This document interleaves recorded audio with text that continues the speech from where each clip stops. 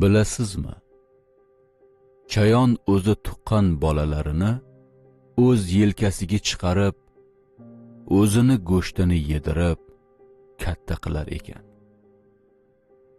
O'zi holdan toyib, barcha azoblarga chidab, bolalari bor go'shtini yeb bitirgandan keyin nobud bo'lar ekan. Chayonni bolasi chayonda deb qo'ya qolamiz.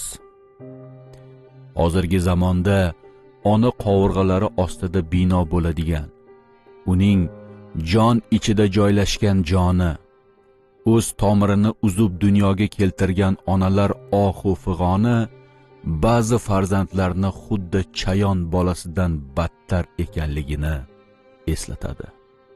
O'z ota-onasini xo'rlagan, duosini olmagan, bir bor yo'qlab qo'yishga yaramagan farzandni chayon bolasidan qanday farqi bor? Xulosa o'zingizdan izlang.